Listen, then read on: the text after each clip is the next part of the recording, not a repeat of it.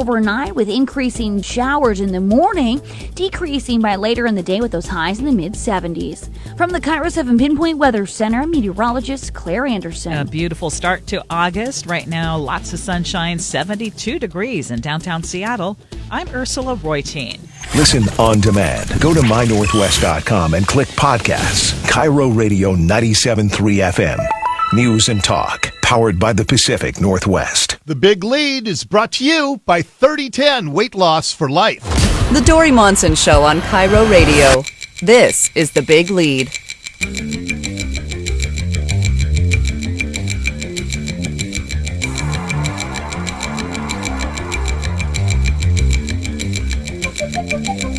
Hold on. I've almost got it here. Can you plug these into that one? My controller? Yeah, okay. All right. Hey, what's going on? Coming to you from the Carter Subaru studio and streaming on Facebook Live. Welcome. Welcome to the Big Show. Yeah, let's just plug those in the box over here. So I have some control there. Had a little headphone problem right as we were going on the air there. Sorry to drag you down with my little problems. That just shows how last second it is that you get on that seat. Yeah. It also shows just what a professional operation I run here. Now, it's we got a really good show today. We got a lot of stuff from the debate because, well, we always start with local stuff, almost always.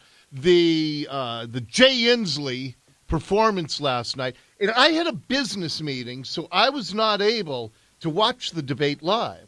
I thought I was going to be able I know, to. we were all anticipating the live tweets. I know, but and then I thought, well, if I start tweeting, because I went home and watched it on my DVR, but that wouldn't have made any sense. No, because you'd be late. To tweet everything 2 hours late. Yes. So, but I was getting text messages from you. Yeah, And I sent you one. You said that you thought, in a relative sense, Yeah, I thought he did well. that Jay Inslee did okay. Yeah, I thought he had reason to be proud. Okay. And I had a slightly different take. This is what I came away thinking about Jay Inslee's campaign. I think it's over. I don't think he gets up to the 3%. You think he'll get to the 3% that he needs for September? I think it would be very, very tough given where he's starting. Yeah. And I mean, even some of the big names are still in the single digits. Here's the other thing. Jim Brunner at the Seattle Times is reporting that there's some hinky financing going on with the Inslee campaign. And actually, he's quoting the New York Times, which is the paper that uncovered this. Mr. Inslee, the Washington governor, reported $1.2 million in cash on hand, which would appear to rank him 14th in the field of 20. But Mr. Inslee's actual financial position is far weaker. He has nearly $172,000 in unpaid bills. Nearly one-third of his funds, more than $400,000, was earmarked for the general election, and he did not pay his June final payroll, another $75,000 in that month. So his actual cash position is less than half of what he's been reporting. And so Did you I just did the story because this is also actually from the Seattle Times about the super PAC that donated all that money. Yes. $2.2 million. Yeah, and so which he's going to need if he's going to run ads, but it's just, I mean, he's not paying his people. He's got a huge mountain to climb, basically. He's not paying his people. Yeah. That's usually one of the signs that it's... Yeah, and it's like, Bernie Sanders, who was talking about $15 an hour, and it turns out his campaign workers were making considerably less than $15 an hour, and they started complaining about it. So, but as far as the debate itself... Oh, I'll get to that. Okay, yeah. I mean, I'm curious to see what it... I mean, if you were already in agreement with him, or, if you lean toward that, would you really, was there anything, I mean, he was actually talked about in the analysis, the post-debate analysis, and people were giving him a lot of credit. You know kudos. why? Because the post-analysis people were really stupid on some issues. And I'm serious. They should have somebody like me who actually knows what's going on in Washington State and can instantly fact-check. Because when the one that just blew me away, because we've been talking, what's the biggest issue in our region? Right. Homelessness, okay? And we've been talking ad nauseum about what to do about the homeless. And I think most of us agree. Now, there are certain gradients of how tough we should get on them. What I believe is every single person who's in a tent, under a tarp, in a box, on the streets, and in our parks, that we tell them we do not allow camping. And you must move on. But we will give you mental health treatment. We will give you a bed for the night. But you have to get clean. You cannot drink. You cannot use drugs. If you accept our offer for housing, we will get you into a program like Fair Start that trains homeless people, formerly homeless people, to be restaurant workers so that they can start being self-sufficient. We will work with these organizations. And if you are so far gone, like Francisco Calderon, the guy who had 76 convictions, and I don't know if you were here early in the week when his sister... Oh, yes, I was. Okay. Yes. I mean, and she was such a compelling case. Begging. Yeah. Yes. Begging, please keep my brother locked up. He cannot function. He's too crazy. He is telling her, I'm doing this because I want to be put away. Right. Yeah, he's going around assaulting people so he can be locked up. And when you have a mind that is that gone, then the next step for him is, well, they keep releasing me and I want to be locked up, so I'm going to have to murder somebody. And that's the only way they'll keep me locked up. And this is the game that we're playing in our state. And we have to have proper mental health treatment. So when Jay Inslee said this in the debate last night, I truly could not believe my ears. I'm also proud of this, and I think we need to talk more about this as Democrats. It is time to give people adequate mental health care in this country. And we've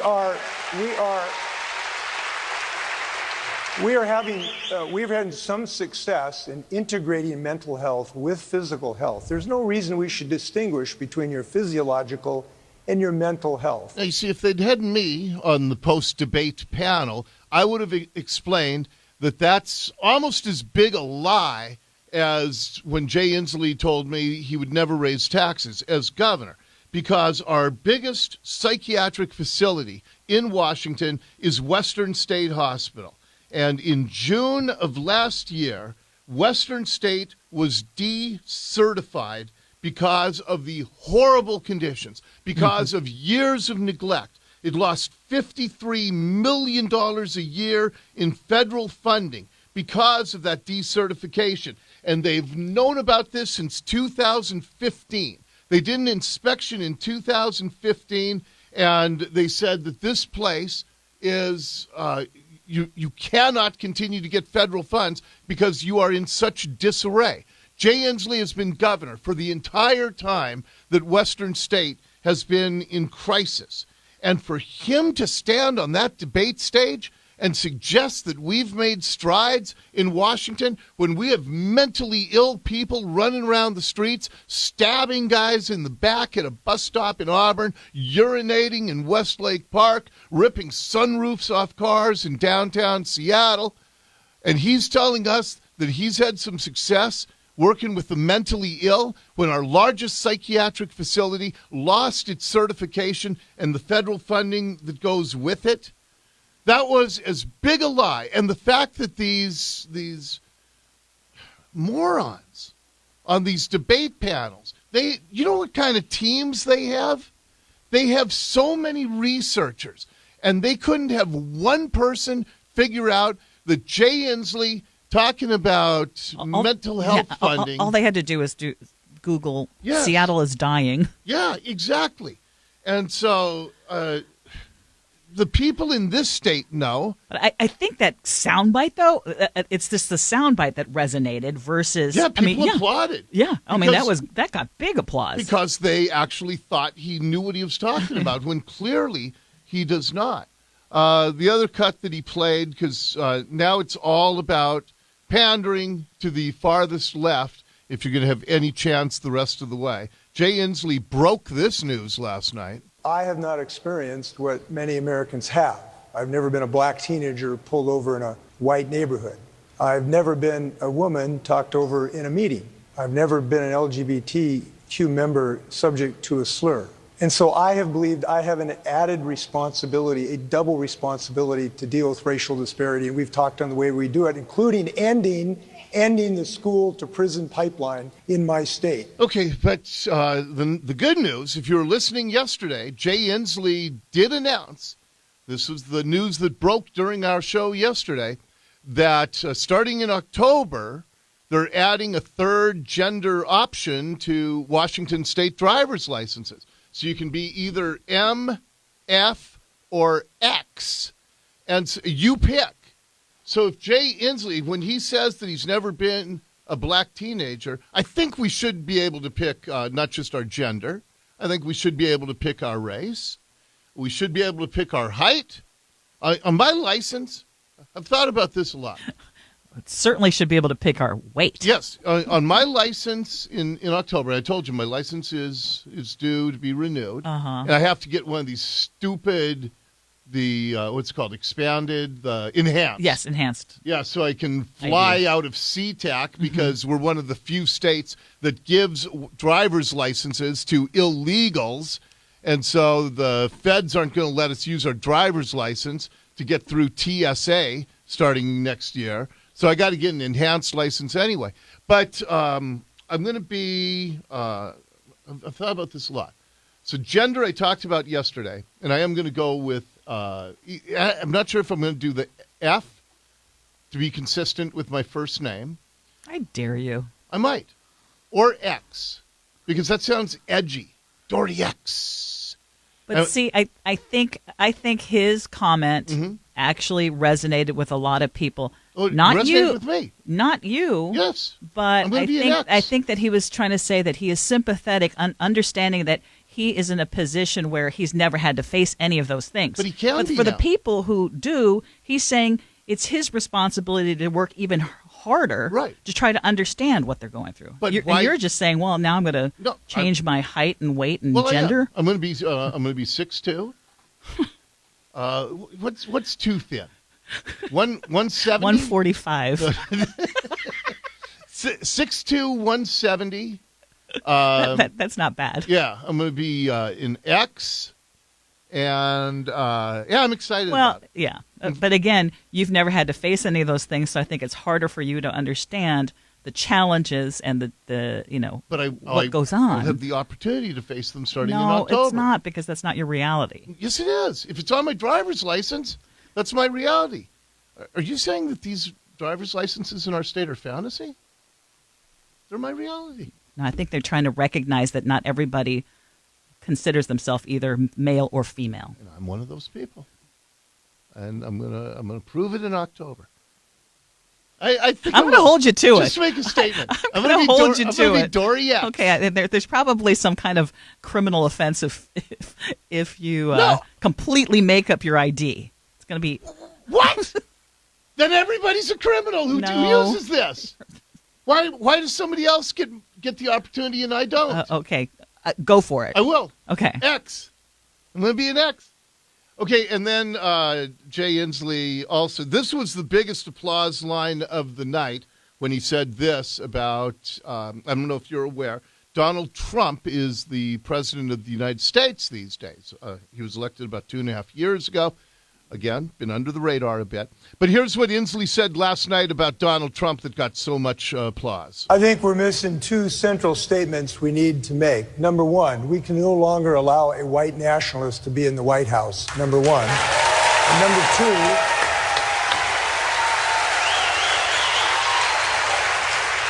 number two, we have to make America what it's always been, a place of refuge.